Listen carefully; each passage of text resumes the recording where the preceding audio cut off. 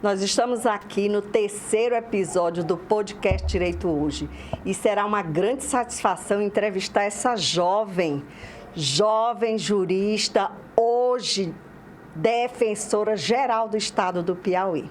Doutora Carla Yaskar terá a oportunidade de falar para a gente um pouco mais sobre a dinâmica da Defensoria Pública no Estado do Piauí. E eu vou passar a palavra para ela, dando a ela a honra de se apresentar. Tudo bom, doutora Carla? Bom, fique à vontade, se apresente, porque é melhor a gente ouvir de você mesma. Ah, que bom. Essa parte me surpreendeu. É um prazer estar aqui com você, Adriana, e com todo o público do Direito Hoje. Quero agradecer por essa oportunidade para falar um pouco sobre essa instituição que eu amo e que transformou minha vida, que é a Defensoria Pública, especialmente a Defensoria Pública do Piauí. E eu sou a Carla, sou uma cearense radicada aqui no Piauí, vim para cá com 11 anos de idade e toda a minha vida foi construída nessa cidade de Teresina e no estado do Piauí. Eu sou defensora pública há 18 anos já, ingressei em 2008 e desde 2023 eu tenho a oportunidade de estar à frente da Defensoria Pública do estado do Piauí, trabalhando por uma instituição que promove assistência jurídica pública e gratuita para as pessoas que mais precisam.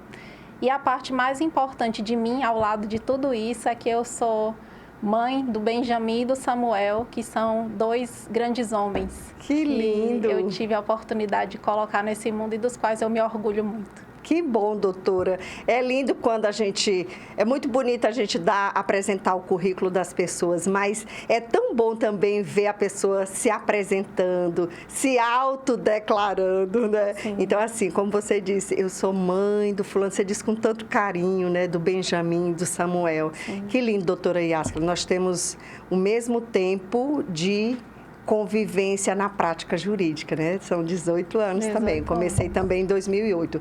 E, assim, eu queria saber de você, de Vossa Excelência, dessa senhoria, porque é tão jovem, tão bonita, mas, assim, o que lhe fez escolher a Defensoria e não o Ministério Público e não a carreira de magistrada? O que lhe focou? Por que eu quero a Defensoria?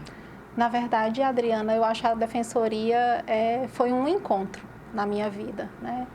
E a Defensoria é uma instituição pela qual eu acho que quem tem a oportunidade de trabalhar nela se apaixona todo dia e cada vez mais. Sim. Eu tinha outros planos para a minha vida, eu pensava em fazer concurso, mas na época de faculdade eu pensava muito na carreira do Ministério Público do Trabalho. Era uma carreira que me atraía muito.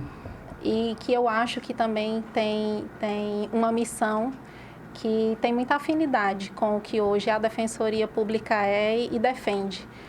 Mas a vida de concurseiro, você escolhe alguns caminhos e outros caminhos vêm da própria caminhada, né? E das oportunidades que você encontra. E eu tive a oportunidade de, logo depois que eu me formei, eu terminei o curso de Direito em 2003, eu já era servidora, já era aprovada no concurso para a carreira de técnica no TRE. Lá eu fui assessora de um dos membros da corte, passei 4 anos e meio trabalhando no TRE. E nessa época de TRE eu fiz o concurso da Defensoria Pública. E em 2008 fui nomeada. Na época, o defensor público geral era o Dr. Nelson Nery Costa. Que legal! Ele conseguiu impulsionar a Defensoria Pública. Na minha turma foram nomeados 19 colegas. E nós sempre lembramos que os 3 últimos defensores públicos gerais são oriundos dessa turma que foi nomeada no final da gestão do Dr. Nelson Nery Costa. Então, em 2008, nós entramos, a doutora Francisca Ildete, depois o doutor Erisvaldo e agora eu, desde 2023. Estamos gerindo, né? Estamos à frente da Defensoria Pública. Mas, uma vez nomeada, eu passei a trabalhar na Defensoria Pública desde 2008. Sim. 12 anos viajando aí pelo interior do estado, por Luzilândia, Água Branca, Demerval Lobão, União, Campo Maior, né? 12 anos de estrada. E a cada dia eu posso te dizer que a Defensoria Pública vai atravessando as nossas vidas. E isso é um sentimento que eu compartilho com vários colegas, né? E ter a oportunidade de fazer a diferença, de ajudar, de trabalhar para transformar as vidas de tantas pessoas, de contribuir para que as pessoas acessem seus direitos, contribuir para a defesa e a promoção de direitos humanos e estar ao lado de quem muitas vezes já bateu em tantas portas e encontra na Defensoria as respostas ou encontra na Defensoria a ponte para acessar seus direitos. E isso é uma experiência que cada vez mais dá sentido à minha vida. E foi assim que eu fui encontrando e que a Defensoria Pública foi preenchendo a minha vida. E eu posso te dizer, sem sombra de dúvidas, que não tenho nenhum arrependimento de ter abraçado a carreira da Defensoria Pública, de ter passado tantos anos, embora com alguns sacrifícios pessoais e algumas renúncias, escolhendo a Defensoria Pública, enfrentando a estrada, enfrentando tantas dificuldades, especialmente no estado do Piauí, sem imaginar o Piauí 20 anos atrás, né? Em que nós tínhamos todo tipo de dificuldades, não tínhamos sequer acesso à internet em todas as cidades do estado, não tínhamos estradas que fossem seguras, né, e que viabilizassem os acessos. Eu e tantos colegas passamos por tantas dificuldades, mas digo sem nenhum arrependimento que escolhi a Defensoria e escolheria muitas vezes. Muito bem, né? Então, a senhora falou a questão da interiorização da Defensoria Pública, né? Como que funciona essa interiorização? Hoje, as pessoas, existem polos, existem salas, como é que se dá efetivamente a presença da Defensoria Pública? E só lembrando, doutora, a senhora falou, mas eu gostaria de reforçar, junto com essa interiorização, que a doutora reforçasse a quem vai nos ouvir, porque quem já da área do direito entende muito bem que hoje o defensor público, ou que desde que foi criada, né, a Defensoria Pública, ela foi criada justamente com essa intenção de amparar aqueles que são mais vulneráveis, aqueles que não têm condição de pagar uma assistência técnica de um advogado, né? Mas a Defensoria Pública se encarrega de cuidar desses direitos dos cidadãos, né? E aí eu queria que você me falasse, além dessa interiorização, como é que efetivamente ela se concretiza na prática? Como que as pessoas buscam a Defensoria no interior, né? E a princípio, sim, como é que se dá essa busca e quais direitos as pessoas podem ir atrás da Defensoria Pública? Certo. A Defensoria Pública é muito importante que se diga, é uma instituição hoje com status constitucional, então é prevista na Constituição, e a vocação da instituição prevista na Constituição e nas nossas leis é prestar assistência jurídica pública e gratuita, seja em processos judiciais, seja fora dos processos judiciais, às pessoas necessitadas, às pessoas em situação de vulnerabilidade, seja uma vulnerabilidade financeira, seja uma vulnerabilidade social. E a Defensoria Pública faz isso, como eu falei, de forma totalmente gratuita. É muito importante dizer. Reforçar isso, né? Em tempos de golpes, é importante reforçar que a Defensoria Pública não cobra taxa, não cobra nada, né, doutora? Por nenhum dos nossos serviços. Ótimo. Né? E a Defensoria Pública é também, embora seja uma instituição permanente, é essencial dentro do sistema de justiça, é a instituição mais jovem. O Judiciário, só no estado do Piauí, já tem mais de 100 anos de existência, de 130 anos de existência. O Ministério Público, da mesma forma, mais de 130 anos de existência.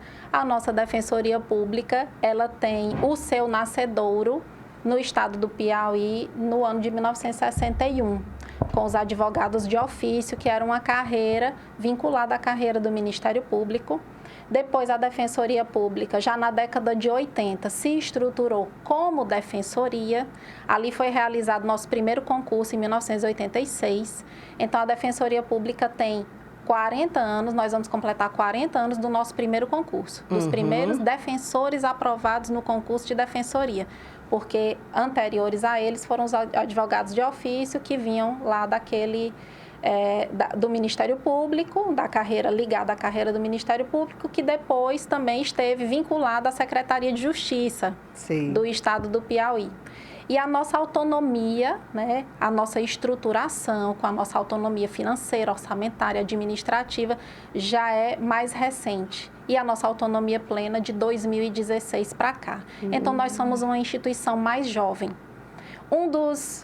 Uma das consequências dessa nossa juventude, da nossa estruturação, é que nós ainda não estamos no estado do Piauí com sede em todas as comarcas do estado. Sim. E você fez uma pergunta que é muito importante quando nós falamos em Defensoria Pública do Piauí, que é sobre a interiorização. Então, a interiorização, ela é sempre uma meta da Defensoria Pública e é também um desafio, né? Ela tem esses dois lados. E a Defensoria Pública do Piauí vem sempre dando passos para conseguir se interiorizar mais e para ter sedes mais próximas da população que mais precisa. Nós temos uma emenda constitucional que estabeleceu um prazo, a emenda constitucional 80, estabeleceu um prazo até 2022 para que existisse um defensor público ou defensora em cada órgão jurisdicional. Esse prazo, como eu falei, foi até 2022 e de 2022 para cá, a Defensoria Pública segue tentando, buscando cumprir esse mandamento constitucional.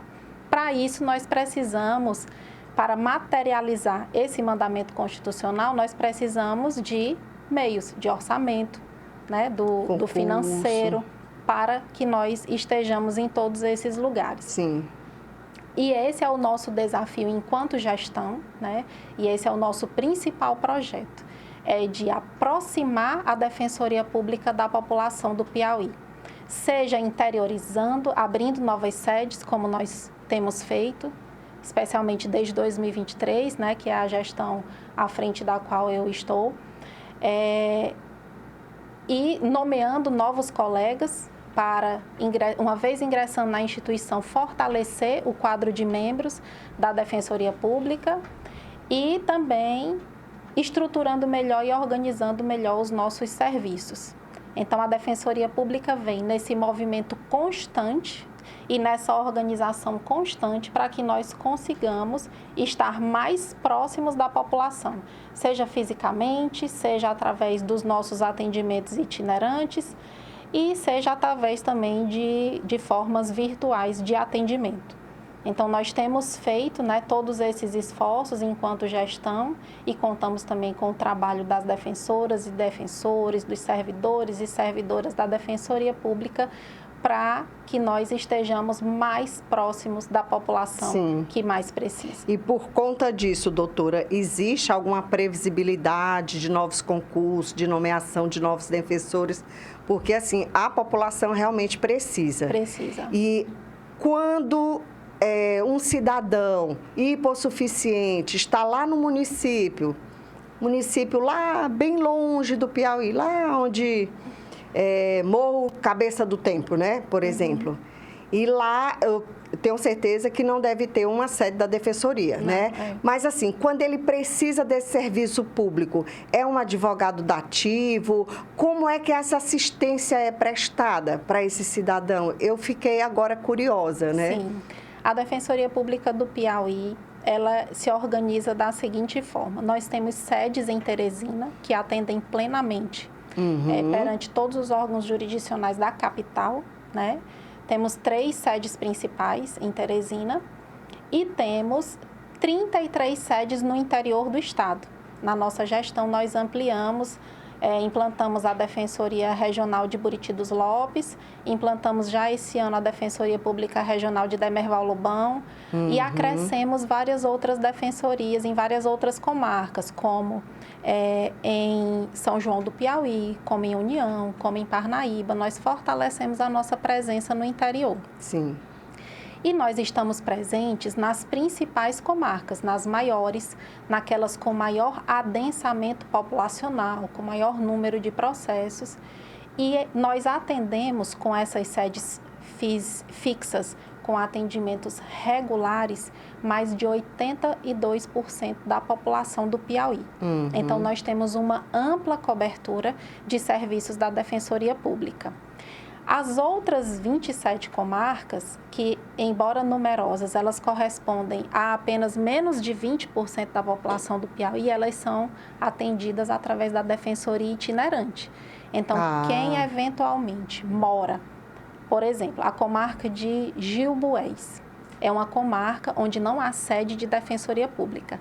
Nela, a Defensoria Pública atende através da Itinerante. Ótimo. Como é que a Itinerante se organiza? A Itinerante atua com seus defensores em todas as audiências criminais, em todos os processos de competência do Tribunal do Júri e os atendimentos itinerantes, que são aquelas ações de família, aquelas ações consensuais, como alimentos, regulamentação de guarda, direito de convivência, um reconhecimento ou dissolução curatela, de união estável, interdição. Nas interdições, algumas são resolvidas mais rapidamente através da itinerante, mas há alguns processos que precisam de uma instrução, né? Os processos que precisam de instrução, a itinerante nem sempre consegue atuar realmente por conta de ter uma equipe menor que não permite que sejam atendidos plenamente os processos, mas aqueles mais delicados, a Defensoria Pública tem feito, e de situação de violação de direitos, a Defensoria Pública tem feito todo o esforço para atender. Muita gente precisa aqui em Teresina, precisa dos serviços da Defensoria Pública, doutora. Eu queria, assim, que fosse explicado para a população que vai nos ouvir também, além das pessoas, obviamente, que são da área, mas, assim, voltando um pouco mais para aqueles que nos ouvirão e que, de fato, não compreendem, muitas vezes, a nossa linguagem, que é meio técnica. Quem pode se dirigir para a Defensoria Pública?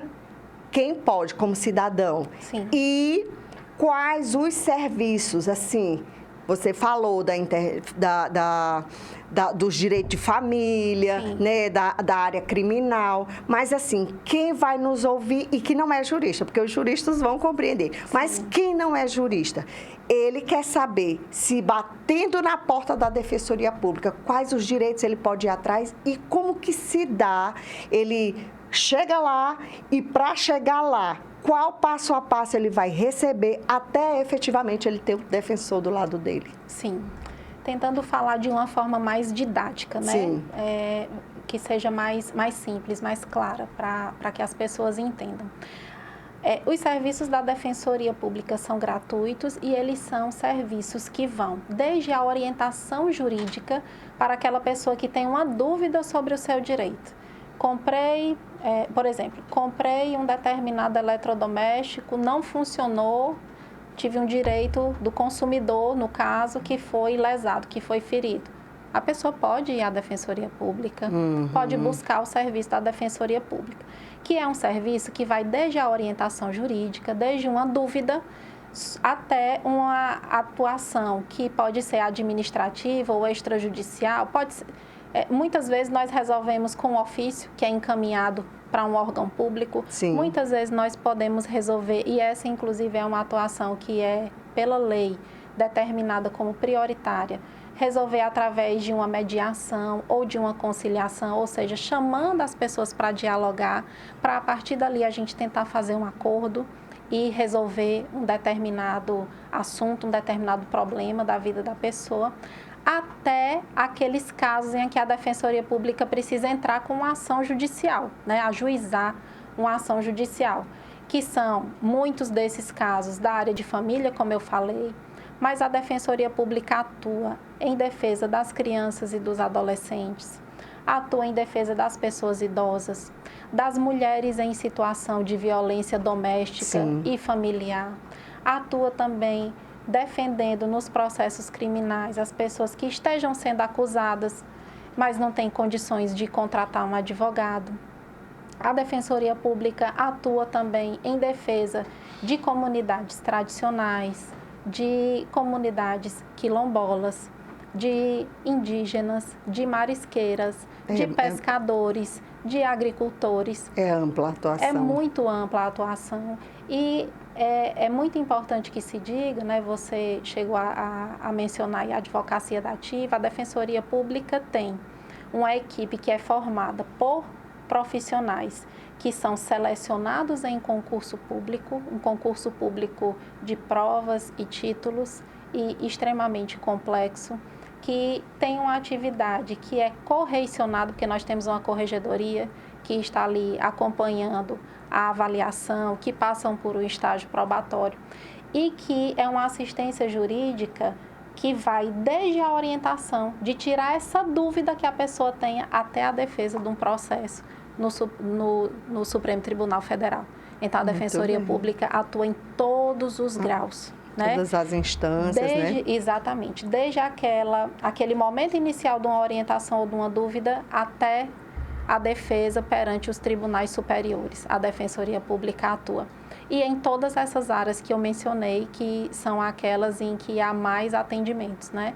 Mas a nossa atuação é muito ampla, tanto na área civil, como criminal, como de família, como consumidor. Então, e sempre a nossa atuação é importante dizer, tudo que é de competência do juiz estadual, da Justiça Estadual, menos o eleitoral, a Defensoria Pública atua. Muito bem. Previdenciário é uma dúvida que as pessoas sempre têm, né? Em regra, a Defensoria Pública não atua nas ações previdenciárias que são de competência da Justiça Federal. Sim. Mas aquelas que são de competência da Justiça Estadual, a Defensoria Pública atua. Muito bem. Aí nós estamos falando do sujeito ativo, do cidadão, que tem uma dor, que tem um problema e procura a Defensoria Pública. Mas suponhamos, eu sei que lá na minha vizinha, ela maltrata a mãe dela, que é idosa. Eu sei que o outro vizinho espanca a mulher e comete violência doméstica. Eu, enquanto terceiro, eu não sou a vítima, nem sou o autor, eu não sou intimamente ligada àquela situação, àquele fato. Mas eu posso ir à Defensoria, eu posso me deslocar à Defensoria Pública e fazer esse comunicado. A Defensoria tem esse papel de ofício agir ou não, doutora? Não, em regra, a Defensoria Pública, ela recebe, né? Ela pode receber uma pessoa que esteja nessa situação, querendo fazer uma denúncia, mas lá a pessoa vai ser orientada sobre quais canais ela pode buscar, né? Sobre como ela pode fazer para registrar um boletim de ocorrência, né? Como ela pode fazer para buscar a delegacia de polícia, né? Ou para buscar o auxílio, por exemplo, do policiamento ostensivo, né? Da polícia militar, a depender da situação, ou da Patrulha Maria da Penha, enfim. Mas a Defensoria Pública, ela faz a assistência jurídica das pessoas que estejam precisando defender aquela os seus direitos. Aquela que vai lá procurar. Exatamente. Eu não posso ir requerer direito de terceiros.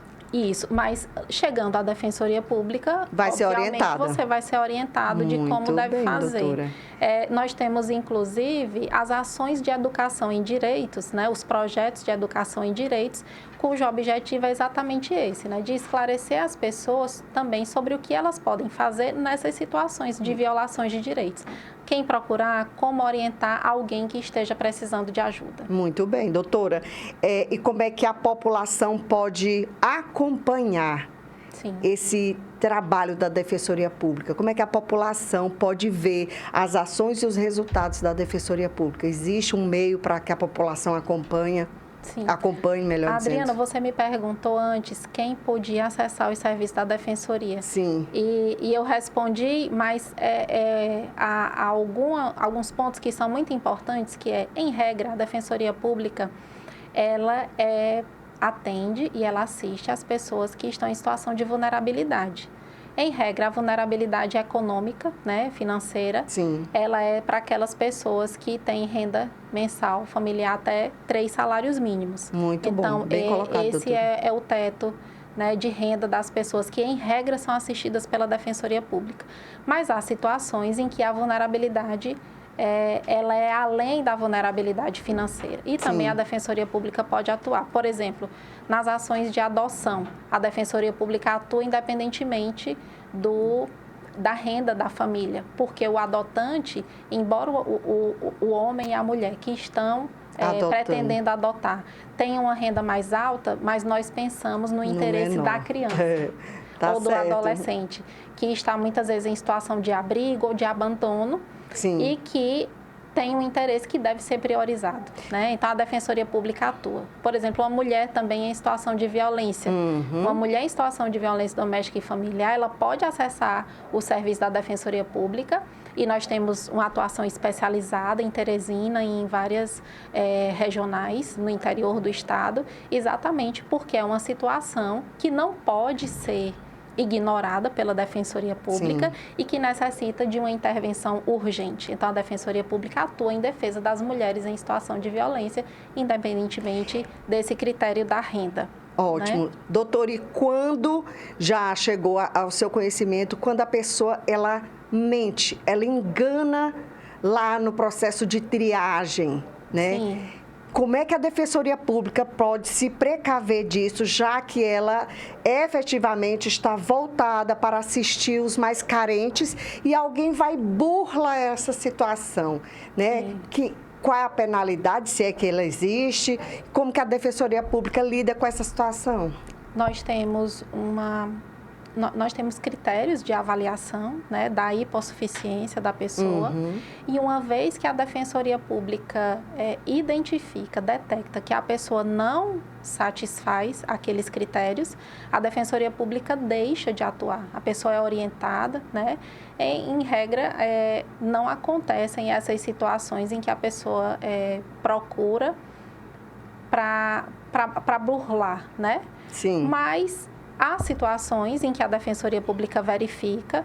Nós temos também assistentes sociais que fazem um trabalho para auxiliar nessa detecção, nessa identificação, se a pessoa tem ou não condições, inclusive visitando eventualmente onde a pessoa mora, né, fazendo toda uma avaliação.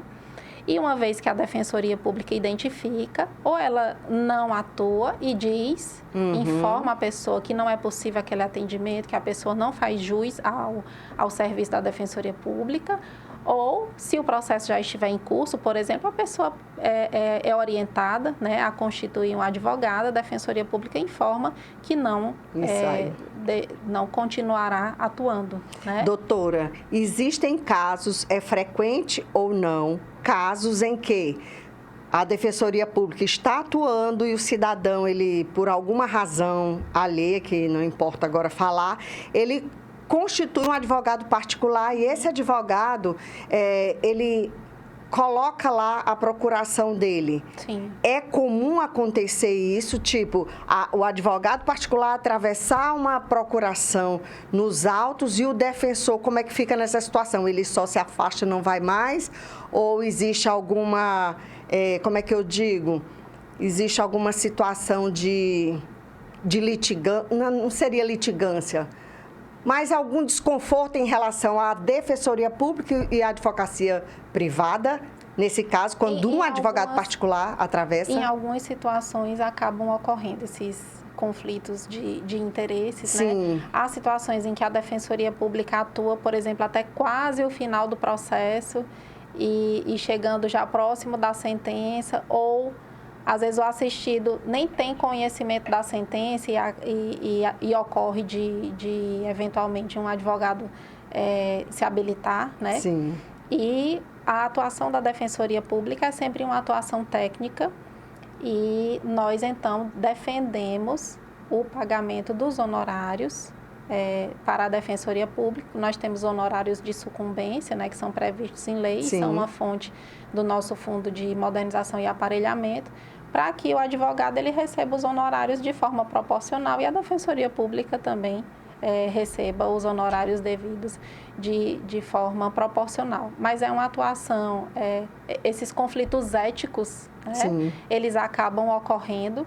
É muito importante você fazer essa pergunta, porque às vezes os assistidos, ou qualquer pessoa que tem um processo e que é leiga, ela não compreende o tempo do processo, né? Isso. E que muitas vezes não é culpa ou não é atribuição do advogado ou do defensor ter o controle desse tempo, da duração de um processo, né? E quem é parte no processo, que está de fora, não tem o conhecimento técnico, às vezes acha que é uma desídia, uma morosidade. da Defensoria Pública ou do advogado, mas às vezes o processo demora por outras circunstâncias, Sim. Às vezes é uma dificuldade de intimação, às vezes o processo deixa de ser impulsionado pelo juízo. Então, isso é muito importante que seja esclarecido à pessoa que está ali acompanhando o processo, e por isso é importante também que se construa uma relação de confiança, tanto a Defensoria Pública com o assistido, como o advogado Sim. com o seu constituinte, porque às vezes a pessoa fica ansiosa e acaba buscando um advogado porque atribui aquela demora eventualmente à Defensoria Pública, Isso. Quando não é o que acontece, né? Muito bem. Doutora, o que ainda, na sua opinião, como gestora, digamos assim, administradora da Defensoria Pública no estado do Piauí, o que é que precisa ser incrementado na Defensoria? Porque, assim, você está à frente da Defensoria Pública, né? E a sua visão é aquela visão de administrar. Sim. Então, assim, como uma dona daquele lar, digamos assim, né? Vamos fazer essa analogia. Onde que você acha que estão os gargalos que precisa ser trabalhado, que precisa ser melhorado, que precisa ser incrementado? Sim. Essa pergunta é interessantíssima, Adriana, e muito importante também de ser feita. Eu já estou no 4º ano de gestão, né? Eu completei 3 anos de gestão em 31 de março de 2026. E desde o começo, o nosso objetivo sempre foi crescer a Defensoria Pública em número de defensores. Nós temos um concurso público para membros da carreira que é válido, o resultado do concurso é válido até novembro desse ano de 2026. E nós fizemos um esforço muito grande para aumentar o número de membros na carreira, que é uma necessidade muito grande. E temos também feito um esforço para abrir essas novas sedes no interior e para melhorar a nossa estrutura de atendimento. Nós já inauguramos 15 novas sedes e temos mais 4 em andamento. Então, nós entregaremos 19 novas sedes de Defensoria Pública no interior do estado, além das reformas que fizemos durante a nossa gestão nas sedes da capital. E pretendemos ainda continuar nomeando os defensores, né, até o prazo do concurso. E o nosso esforço tem sido contínuo para que a Defensoria Pública continue se expandindo e melhorando os nossos serviços. Nós tivemos também um trabalho que foi muito importante, que foi a revisão do nosso planejamento estratégico.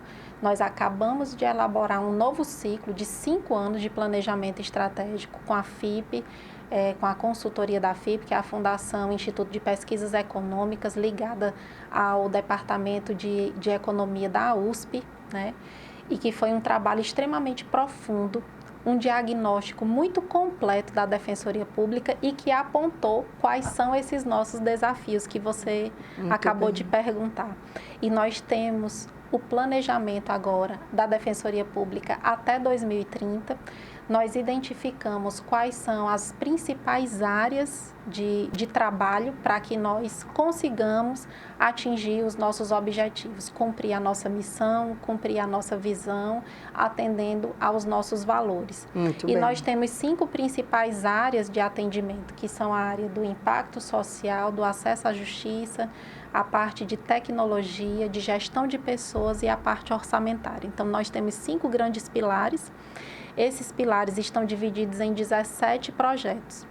Mas, resumindo aqui, porque não dá para falar o planejamento para todo mundo, nós temos um olhar hoje muito forte para as pessoas que fazem parte da Defensoria Pública, na valorização dos membros da carreira, na valorização dos servidores, mas também na melhoria dos nossos serviços, para que a partir desses 2 pilares nós possamos prestar um serviço de mais qualidade.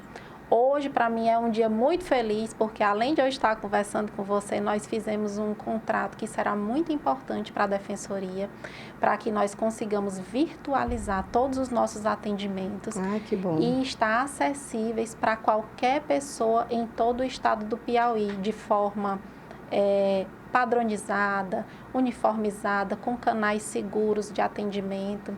Então, o nosso objetivo é expandir o nosso serviço e também virtualizar, para garantir a presença física da Defensoria e também que todas as pessoas que busquem possam acessar 24 horas por dia, 7 dias por semana, os nossos serviços de forma virtual. Essa vai ser a grande virada da Defensoria Pública para a nossa gestão até o final, né? Ao lado de todo esse trabalho de expansão que foi feito e deixando uma Defensoria Pública, e eu vou estar segura de que nós teremos construído o legado necessário para que quem nos suceder, né, na gestão da Defensoria Pública possa fazer o melhor trabalho possível. Eu penso que atingindo esses nossos objetivos, né, realizando isso que está planejado, eu vou ter cumprido a minha missão enquanto Defensora-Geral do Piauí. Muito bem, doutora. Foi um prazer, doutora Carla Yaska, fazer esses questionamentos. A população precisa desses esclarecimentos, né?